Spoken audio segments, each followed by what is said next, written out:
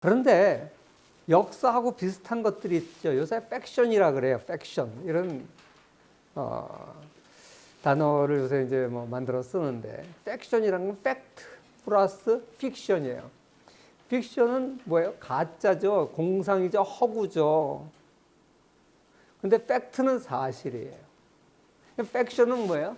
팩트에 기초한 픽션. 이걸 우리가 팩션이라 그래요. 크리스티앙 자크라고 하는 사람이 쓴 람세스라고 하는 소설이 있습니다. 저 람세스는 우리가 잘 알고 있는 성경에 나오는 모세 당시에 이집트 파라오가 람세스 2세예요. 람세스 주니어. 이 람세스 2세를 일생을 다룬 소설입니다. 근데 저 크리스티앙 자크는 프랑스의 소르본 대학에서 박사학위를 받은 역사가입니다. 그런데 이 소설을 쓰기 위해서 22년간 연구를 했어요. 역사가고 박사고 그러면 학문적인 그 역사서를 써야 되는데, 솔직히 그 람세스는 BC 13세기 또는 15세기로 추정되는데 그때 인물이에요. 근데 그때 역사적 사료가 충분하지 않으니까 많은 부분들이 논란의 여지가 많아요. 역사서를, 딱딱한 역사서를 쓰면 이런 학설도 있고 저런 학설도 있고 재미가 하나도 없죠. 그래서 이 사람은 고민을 하다가 소설을 썼어요. 그게 저 람세스라고 하는 소설이에요. 굉장히 사료에 충실하게 나름대로 연구해서 썼기 때문에 저 책이 1300만 부나 팔렸습니다. 대단한 성공을 거둔 소설인데 5권짜리로 우리나라에 번역이 되어 있어요. 근데 읽어보면요, 허구맹랑한 무슨 무협지 같은 얘기들이 많이 나와요. 람세스가 저 북방 하고 싸우는데, 히타이트 저쪽하고 싸우는데 뭐 혼자서 코끼리 타고 막 완전히 무협지예요, 무협지. 그리고 그 람세스의 친구로 모세도 등장하고 실제 인물이니까. 그리고 독사를 잘 다루는 친구도 등장하고, 독사를 잘 다루는 친구는 많이 주로 독약을 가지고 이제 하는 천재예요. 그러면서 완전히 무협지 비슷한데 상당히 내용은 사실에 기초한 거예요. 이런 걸 우리가 팩션이라 그럽니다. 사실 이걸 읽는 사람들은 사실과 허구를 잘 구별을 해야 돼요. 근데 쉽지가 않죠. 어디까지가 사실이고 어디까지가 역사적 작가의 허구인지 알기가 사실 쉽지가 않아요. 근데 람세스 읽어보면 이거 대충 알 수 있어요. 이거는 완전 무협지다. 그런 걸 그냥 재미로 넣은 거라고 생각하면 되고, 거기 나오는 상당히 많은 사실들은 역사적 사실에 기초한 겁니다. 그런데 우리가 요새 자주 보는 역사 드라마 있죠. 그 역사 드라마 뭐 광개토 대왕 뭐 하여간 역사 드라마들도 보면 상당히 요새는 많이 고증도 했고 복장이나 이런 게 이제 옛날하고 달리 상당히 사실에 가까워졌다 그러지만, 사실 많은 역사 드라마는 허구가 들어 있어요. 스토리의 재미를 위해서. 그래서 아예 자막에 처음에 나오죠. 이 드라마는 허구가 많이 있습니다. 가상의 인물들입니다. 이런 이제 얘기가 나와요. 정도의 차이는 다 있겠지만, 그러나 그 역사 드라마를 보는 많은 사람들을 그걸 진짜로 믿을 수도 있어요. 굉장히 위험하죠, 사실. 그래서 역사 드라마 나올 때마다 많은 역사가 이게 해도 너무했다. 이렇게 어떻게 엉터리로 할 수가 있냐. 이렇게 이제 불평도 하고 비판도 하는 경우가 많이 있습니다. 또 시사를 다룬 영화가 많이 나오죠. 그런데 그 시사를 다룬 영화도 마찬가지예요. 보는 사람들은 진짜 저런 일이 있었나 보다 이렇게 생각하지만 사실 많은 부분은 허구예요. 뭐 택시 드라이버라든지 화려한 외출이라든지 뭐 카트라든지 뭐 하여간 이런 많은 그 시사를 다룬 이제 영화들이 이제 나오고 있는데, 이런 부분들에 보면 일정 부분 사실에 기초하지만 일정 부분 또 재미를 위해서 작가가 집어넣을 수도 있어요. 심지어는 다큐멘터리에도 그래요. 다큐멘터리도 우리가 히스토리 채널 같은 걸 보면 그건 다 다큐멘터리니까 맞겠지 그러고 봅니다. 근데 다큐멘터리 작가들은 뭐라 그러는 줄 알아요? 다큐멘터리는 다 꾸민 스토리래. 다큐멘터리 일본 사람들이 발음이 안 돼서 다큐멘터리 그러거든요. 다큐멘터리, 다 꾸민 스토리. 그만큼 거기도 허구가 많다는 거예요. 그래서 뭐 다큐멘터리 이렇게 보면 뭐 개미에 대해서 다큐멘터리 나온 게 있어요, 옛날에. 그거 보면 개미가 참 지혜롭고 공동체를 이루고 정말 신비로울 정도로 개미가 일사불란하게 조직체를 이루고 살고 있습니다. 그런데 거기 다큐멘터리 개미라는 것을 만들기 위해서 한 20개 회사가 납품을 한대요. 그 개미가 저 개미가 아니야. 마치 한 개미가 요것도 하고 저것도 하는 것처럼 보이는데 다 그걸 짜집기 하는 거라는 거예요.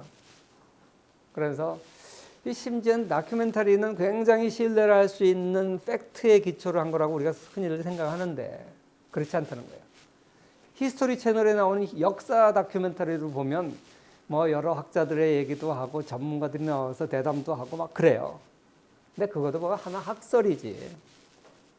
그게 꼭 팩트라고 보기는 어려워요. 자, 이렇게 역사와 상상을 넘나드는 팩션이라는 것이 있고요. 요거하고 또 조금 다른 장르로 대체 역사 소설이라는 게 있어요. 이 대체 역사 소설은 팩션과의 차이점이 뭐냐면 이건 아예 노골적으로 역사적 사실을 반대로 뒤엎어서 상상의 나래를 펴는 거예요. 차라리 이건 괜찮아요. 왜? 확실히 엉터리라기보다 역사적 사실과 반대된다는 걸 얘기하고 나가는 거니까. 주로 과학소설에서 많이 하는데요. 한때 굉장히 유행했어요. 예를 들어서 리비우스 로마사 이걸 보면 최초의 대체 역사 소설이라고 그래요. 티투스 리비우스, 기원전 59년부터 17세기 살았던 사람인데 여기는 리비우스가 아니라 알렉산더가 313년에 이제 동방 원정을 하죠. 그런데 이제 알렉산더가 그래가지고 인도까지 나중에 점령하잖아요. 그래서 헬레니즘 문화가 만들어지죠. 동방 문화와 서방 문화가 합쳐져서 헬레니즘 문화가 탄생하잖아요. 그래서 알렉산더는 이 그리스와 그 로마 시대에 그 사이 정도 있었던, 그러니까 로마가 아직 1세기에 전 이제 지중해권을 장악하기 이전에 BC 4세기니까 로마는 아직 이제 막 신생 도시 국가고 그리스는 이미 이제 상당히 패권을 차지하고 있었는데 그리스 북쪽에 있었던 알렉산더는 완전히 이제 동쪽으로 이동을 해서 동방을 점령하게 되죠. 그래서 이 그리스 문명, 서방 문명과 동방 문명이 합쳐서 헬레니즘 문명이 탄생하게 되는데 만약에 알렉산더가 동쪽으로 침략 전쟁, 정복 전쟁을 떠나지 않고 서쪽으로 갔다면 어떻게 됐을까? 이런 전제하에서 소설을 꾸린 거예요. 이거는 완전히 반대를 가정했으니까 대체 소설같이 헷갈릴 염려는 없어요. 재미로 보는 거예요.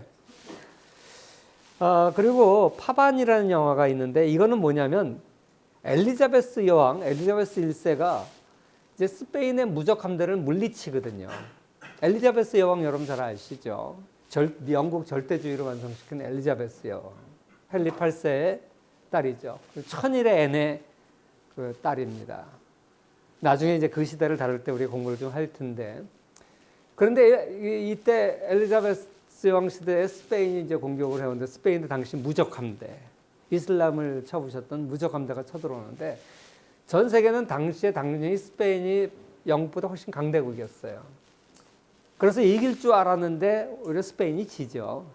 근데 만약에 거꾸로 바뀌어서 그때 스페인이 이겼더라면 오늘의 영국은 어떻게 됐을까? 그런 이제 가정하에 또 소설을 전개하는 거예요. 또 대서양 횡단 터널 만세, 이건 뭐냐면 미국이 영국에 대항해서 독립전쟁을 일으켰죠.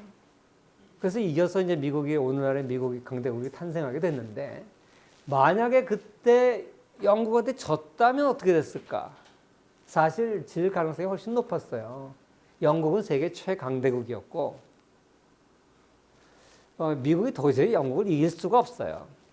물론 이제 영국과 늘 경쟁 관계에 있던 프랑스가 도와줬으니까 이긴 것도 있지만 더 큰 요인은 영국이 미국 식민지를 경영해서 큰 이득을 못 보고 있었기 때문에 그냥 독립시켜 버린 거예요.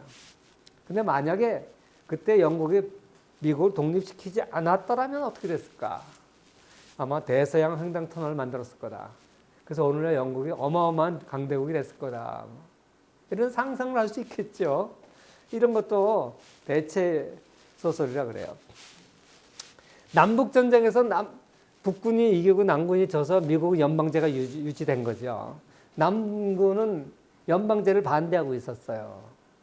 만약에 남군이 이겼으면 오늘날의 미국은 어떤 모습이었을까?